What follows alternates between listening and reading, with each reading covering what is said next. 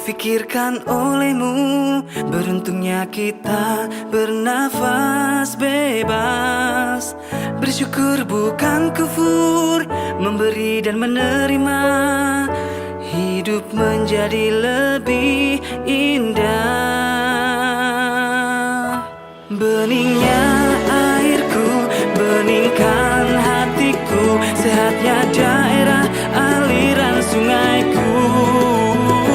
Jadikan benih cinta untuk udaraku. Satu hatiku untuk pohon cintaku.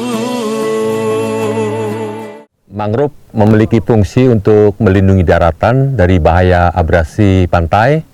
Selain itu, fungsi mangrove juga dapat sebagai lokasi pengendapan lumpur dan bahan organik dari daratan akibat adanya erosi yang lambat laun akan menjadikan tanah timbul untuk perluasan daratan. Pada perkembangan selanjutnya, hutan mangrove menjadi tempat pemijahan ikan, kepiting, udang, dan biota laut lainnya untuk mendukung perkembangbiakan hewan-hewan tersebut. Balai Pengelolaan Daerah Aliran Sungai dan Hutan Lindung Batu Rusa Cirucuk dalam kegiatan rehabilitasi hutan mangrove setiap tahunnya mendapat alokasi seluas 75 hektar. Alokasi tersebut kami sebar untuk merehabilitasi hutan mangrove dalam kawasan hutan yang telah kritis. Dalam pelaksanaan kegiatan rehabilitasi mangrove ini, kami melaksanakan secara swakelola dengan pola tipe 4 bersama kelompok masyarakat atau kelompok tani, di mana masyarakat yang melakukan perencanaan, pola penanaman, serta masyarakat yang melaksanakan penanaman dan pemeliharaan tanaman. Dan masyarakat itu juga yang ikut melakukan pengawasan untuk langkah-langkah perbaikan. Dalam swakelola ini, masyarakat mengukur sendiri kemampuan kelompok tani untuk mencapai luasan tertentu, termasuk dalam menentukan jenis tanaman yang sesuai dengan zona mangrove, serta ketersediaan benih yang ada pada musimnya. Jenis tanaman yang lebih sering digunakan untuk kegiatan rehabilitasi mangrove ini adalah jenis Soneratia dan Rhizopora. Dan semoga tanaman mangrove ini dapat tumbuh dan berkembang sebagai penyerap karbon dioksida terbesar yang tentunya akan bermanfaat bagi lingkungan, serta mampu untuk melestarikan biota laut untuk kehidupan makhluk hidup dan penghidupan bagi manusia. Kan ku tanam pohon untuk alamku, 25 pohon selama hidupku.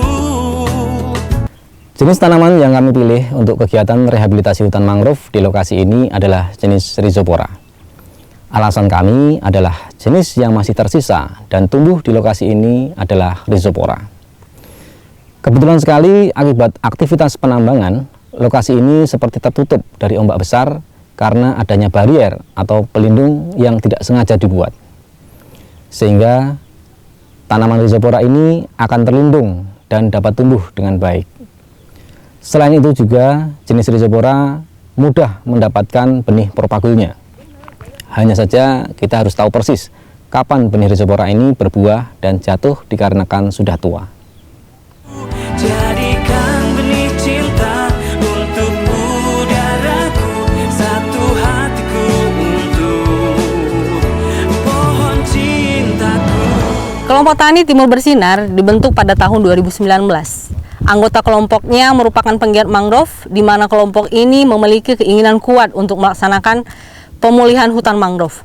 Tidak jarang kelompok ini melakukan penancapan propagul dengan maksud untuk membantu pertumbuhan Rhizopora dari propagul yang terdampar di pantai.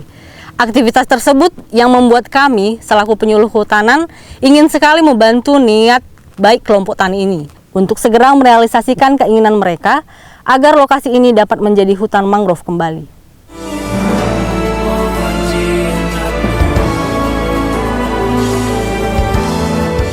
Lahan yang kami tanam mangrove ini awalnya merupakan lahan bekas es tambang. Saat kami kecil dulu, lokasi ini merupakan hutan mangrove yang lebat dan sekarang hanya menyisakan tumbuhan yang masih kecil-kecil. Lahan bekas es tambang ini sudah dibiarkan selama belasan tahun, dan apabila tidak ada yang mau melakukan rehabilitasi, maka akan tetap menjadi hutan yang tidak bermanfaat. Kami menyampaikan keluhan kami ini kepada KPH Sigambir Kota Waringin supaya mendapat perhatian. Syukurnya berkat dari Kepala KPH kami dapat bekerja sama dengan Bappedas Batu Rusa Cerucuk untuk melakukan rehabilitasi hutan mangrove. Kami melakukan perencanaan dengan mengumpulkan nelayan di lokasi mana yang boleh ditanam dan lokasi mana yang harus menjadi jalan keluar masuknya kapal nelayan. Setelah ini kami mengumpulkan benih propagol dan disertai dan ketika daunnya sudah tumbuh 6-8 helai, segera kami tanam. Samaan waktunya saat surut air laut di siang hari. Kami secara bergantian membersihkan sampah laut yang kadang ikut terbawa ombak saat laut pasang, dan tak jarang kami menemui hama ulat yang dengan cepat menghabiskan daun tanaman dan benih. Kami harus menggunakan insektisida. Penyulaman juga sering kami lakukan ketika kami mengontrol tanaman.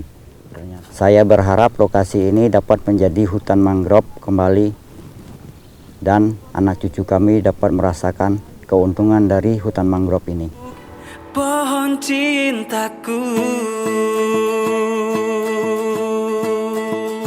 Dengan adanya kerjasama dan kegiatan dari Bappedas HL Batu Rusa Cerucuk, kami menyambut baik untuk penghijauan di wilayah kerja kami.